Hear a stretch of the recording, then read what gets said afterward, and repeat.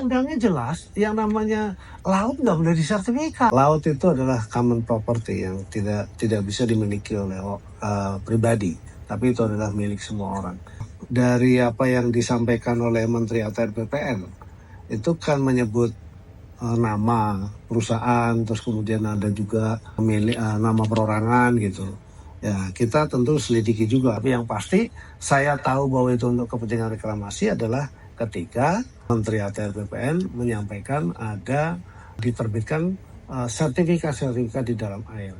Ada 30 km pagar laut di situ, yang dipagar dari bambu itu, terstruktur pagarnya di situ. Lalu kemudian di sekitar situ itu ada HGB, ya, hak guna bangun atau sertifikat lah apapun namanya, yang ada di dalam laut yang terendam dengan air itu. Saya kaget karena tidak boleh ada sertifikat di dalam laut, itu nggak bisa gitu, undang-undangnya kan begitu mengatakan.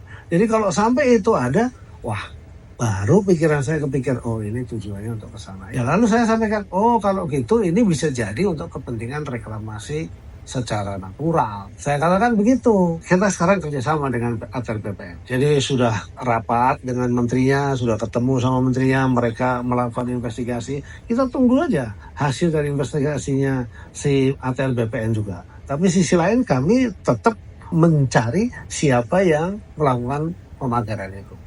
Kita sudah berkoordinasi dengan Menteri ATR BPN. Jadi ini intens sebetulnya. Kemarin juga kita meeting sama dia dan seterusnya gimana nanganin. Saya minta data terhadap pemilik dan nama-nama itu dan seterusnya. Lalu kemudian kita protes.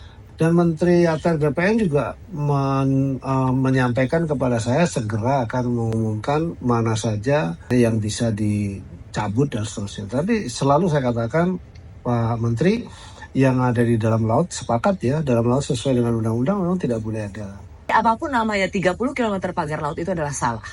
Salah, itu salah. Kita pasti panggil karena kita tahu dua perusahaan itu juga dari Pak Menteri ATR. Apakah dua perusahaan itu juga yang memasang pagar itu? Ini konteksnya jangan di ini ya, karena kalau ruang kami hanya di bangunan di laut itu. Jadi artinya kalau kita didorong ke tempat yang lain pasti salah itu.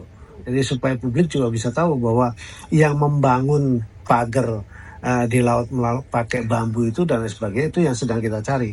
Kalau ini ada kaitannya pasti kita akan panggil ini juga. Dan tim kita yang ada di Kementerian Kelautan Perikanan pasti sudah melakukan itu semua. Jadi di mana alamatnya, PT akan berkoordinasi dengan Kementerian ATR BPN untuk kemudian kita tanya itu.